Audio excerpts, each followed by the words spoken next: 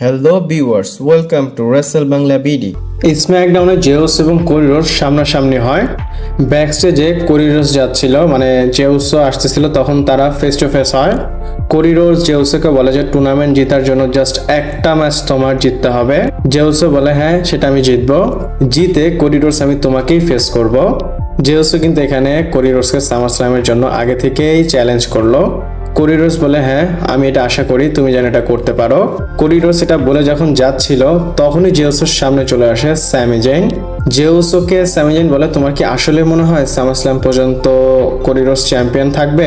সামারস্ল্যামে যদি চ্যাম্পিয়ন কেউ হয় সেটা আমি, আর চ্যাম্পিয়ন হিসাবে আমি তোমার সামনে আসবো বা তুমি চ্যাম্পিয়নশিপের জন্য আমার সামনে আসবা। স্যামি জেইন বলে আমি চ্যাম্পিয়ন হওয়ার পর তুমি যদি আমার সামনে আসো তুমি কি করবা? জেউসো বলে আমি সেটাই করব যেটা আমি সবসময় করি, আমি তোমাকে হারে নতুন চ্যাম্পিয়ন হব। স্যামি জেইন বলে সামারস্ল্যামে তাহলে দেখা হবে এবং ব্লাড লাইনকে আমার হ্যালো বলবা।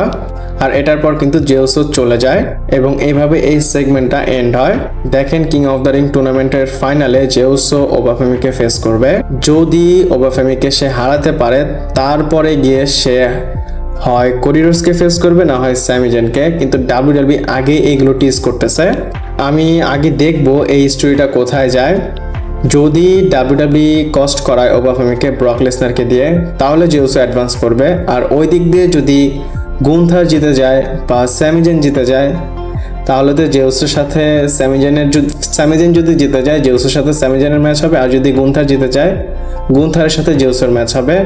আর যদি কোরিডোরস রিটেন করে ফেলে তাহলে কোরিডোরসের সাথে ম্যাচ হবে। সামনে গিয়ে স্টোরিটা ইন্টারেস্টিং হবে আমার মনে হয়।